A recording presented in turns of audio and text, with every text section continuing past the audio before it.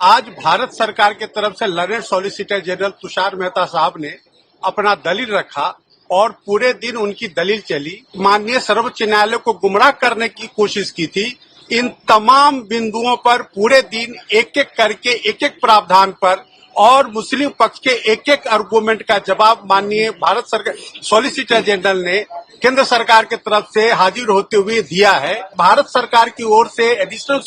Solicitor general साहब ने बिल्कुल दूध का दूध पानी का पानी साफ कर दिया कि किस तरह से मुस्लिम पक्ष ने झूठ बोलने का काम किया है। बड़ी ही गंभीरता से माननीय सर्वोच्च न्यायालय ने इस सारे बिंदुओं पर गंभीरता से सुना और उस पर कल भी सुनवाई जारी रहेगी। आज सुबह 11 बजे से लेकर के अभी शाम के 4 बजे तक पूरे मामले की सुनवाई चली है। आज भारत सरकार के तरफ से Lawrence solicitor general Tushar Mehta साहब ने अपना दलील रखा और पूरे दिन उनकी दलील चली। पूरे दलील में कल जो मुस्लिम पक्ष के द्वारा जो एक तरह से झूठा आरोप लगाते हुए जो वक्फ अमेंडमेंट एक्ट है 2025 का, उस पर जो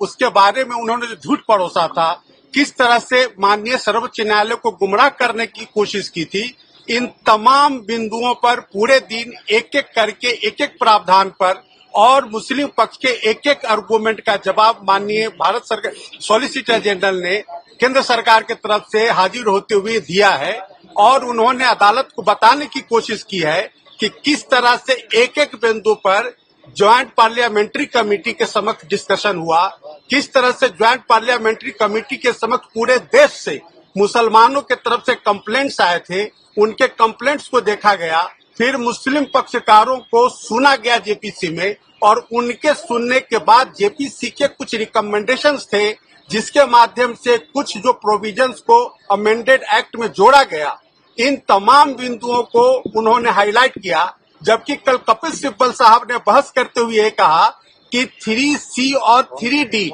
को न तो ये जेपीसी के समक्ष मुद्दा था, न तो ये पार्लियामेंट के समक्ष मुद्दा था। उनका कहने का लबोलवाब था कि एक्ट पास होने के बाद जोड़ा गया। इस बात पर आज भारत सरकार की ओर से एडिशनल सॉलिसिटर जनरल साहब ने बिल्कुल दूध का दूध पानी का पानी साफ कर दिया कि किस तरह से मुस्लिम पक्ष ने झूठ बोलने का काम किया है और उन्होंने बताया कि जेपीसी के समक्ष 3C और 3D का मामला उठा और जेपीसी के रिकमेंडेशन पे उसको पार्लियामेंट के समक्ष लाया गया और पार्लियामेंट ने बहुमत से उसको पारित किया। तो इस तरह से एक एक करके मुस्लिम पक्ष के जो जितने झूठा दोषारोपण थे सरकार के ऊपर या उस जो अमेंडेड एक्ट है उसके ऊपर, उसको उन्होंने तार तार करने का काम किया और बड़ी ही गंभीरता से माननीय सर्वोच्च न्यायालय ने इस सारे बिंदुओं पर गंभीरता से सुना और उस पर कल भी सुनवाई जारी रहेगी। कल भी भारत सरकार के तरफ से जो सॉलिसिटर जनरल साहब वो अपनी बात रखेंगे। उसके बाद जो मुस्लिम पक्ष के एडवोकेट्स हैं उन्हें भी कुछ समय के लिए सुना जाएगा।